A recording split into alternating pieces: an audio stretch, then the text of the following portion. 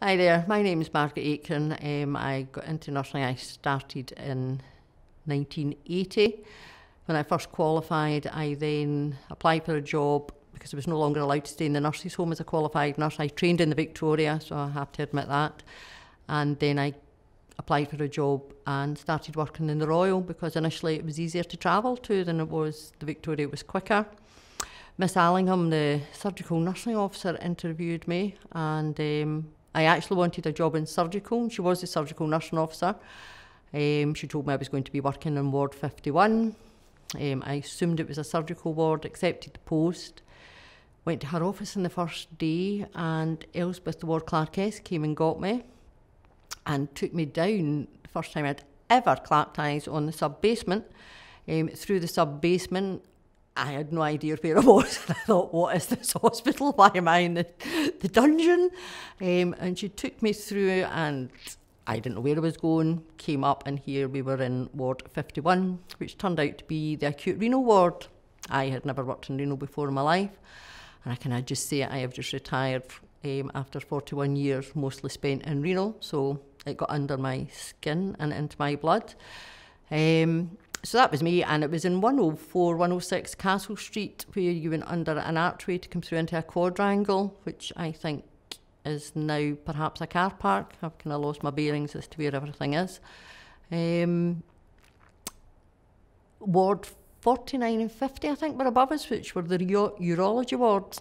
And because we were so far, or what seemed so far away from the main hospital, if the wards up the stairs needed a hand to turn a patient, you used to go up and do it. And the first time I went up the stairs into one of the urology wards and seen black, looks like cookers. It was the grates. It was the original, heating system. I don't know what, from the hospital. I was like, what is this? It was so old, but I love it. I was into history anyway, so I really enjoyed the fact that that's what was there. The dialysis unit was a porta cabin in the quadrangle. It had 10 spaces and 2 shifts. Patients at that point, there was a criteria to be accepted for dialysis. We dialysed via either Quinton Schreiber shunts, which were in the ankles, or fistulas. We had no tunnelled central venous catheters, which everybody will be aware of now. I don't know whether they weren't invented or weren't possible for dialysis at that point in time. The dialysis machines, we had to pour fluid into big containers at the bottom of the machines. We didn't quite have to mix it. They had moved on from that and it came ready mixed. You just had to pour it in. Patients used to have 2 needles. You couldn't do single needle dialysis without a whole barrage of adding extra pumps on. The one story I do remember quite vividly, we got a patient in who was probably about 5'1" and was probably 6 foot wide. He did not fit onto a hospital bed. The burns unit, which was in 40 maybe, 40, 41 was the burns unit. They had these special beds obviously for patients who had been badly burnt, and they had allowed us to borrow one of their very fancy beds, which was a water bed. With strict instructions not to burst what they called the skin when we filled it up with water. So the bed came across, we filled it, said, put in X gallons of water or whatever it was. And for scientific and medical and nursing people, we were a bit stupid because we didn't take into the physics of putting the patient's weight on top of this water bed. So we filled the bed up, we waited till it heated up, and we got the patient onto the bed, and at that point the skin split and there was so much water, you would not believe. So that didn't go down very well. Plastics, or the burns unit charged us for it and were really rude to us, which I can't really blame them because we had made a very rookie mistake by putting so much water in, not thinking that the patient's weight would displace it. They did give us a second one, which was quite good, and we managed to do it properly the second time. However, Pete Patterson, who was one of the surgeons, urology surgeon consultant, had done a bit of time in vascular, so he used to come down and put the Quinton Schreiber shunts in the patient's ankles for us. This day, I can't remember why, but they said no, send the patient up to urology theatre, which was obviously above us. We were in the sub-basement, perhaps, and the urology wards and theatres were above us. And it was the man on the waterbed. So we wheeled the bed round to put it in the lift, and the lift went down because of the weight. Again, rookie mistake. You think we'd learn, but the weight of the bed with the water in it and the patient, the lift couldn't take the weight. So we promptly pulled the man back out again with great difficulty, and Pete Patterson had to come down eventually and just put the shunt into the man's ankle, as we used to do. From there was a 10 of us group, which was our nephrology ward in Ward 42, which used to just be open Monday to Friday, where patients would go to get their fistulas created, PD catheters in, and kidney biopsies and any investigations that the medics wanted to do. I'm now going to jump forward. This is now about 1990. I got my first sister's post, and I was now the sister in the acute area, which was Ward 13. We had moved about a few times. We had been in Ward 30 as the acute area, and then we took over Wards 12 and 13. Ward 12 became the regular dialysis unit, and 13 was the acute area. And Senior Charge Nurse McKillop, I'll just mention your name, Gus, in case you come and do some of this, was the Senior Charge Nurse down in 42, which was now nephrology, but it was now open 7 days a week. And at Christmas time, renal patients were always very, very generous and handed in lots of boxes of sweets, biscuits, bottles of alcohol, etc., wine, which were always put under the tree in Ward 12 to be handed out. All the staff would get something, and most of the porters, joiners and ambulance crews would get something.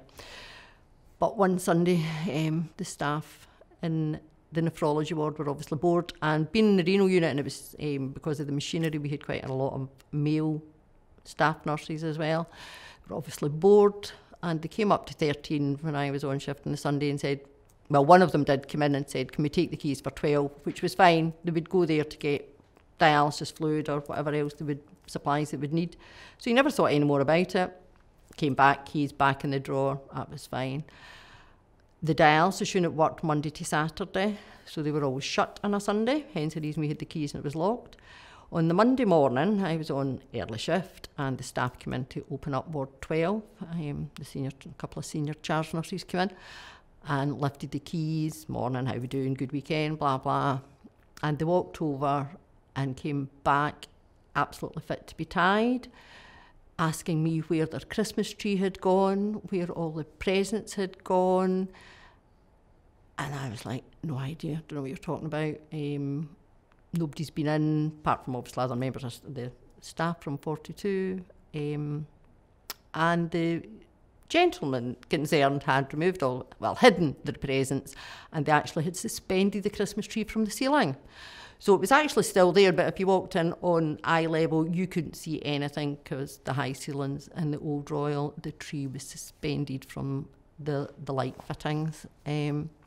So the sisters from Ward 12 were not best pleased, and we got dogs abuse. And I got dogs abuse, and I had nothing to do with it, but I did explain to them who it was that had to drop them in them, because I thought, I'm not taking the rap for that one, it was not me.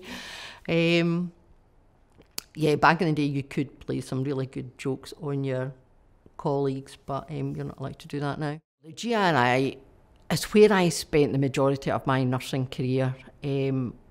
I made so many friends and colleagues that I still keep in touch with. It was like a community. Everybody knew everybody. You knew who to go to get things done. You knew who would help you. The joiners and the electricians, I think, were sick to the back teeth of me, because you never bothered going through umpteen dockets that you had to fill in blood to get anything done.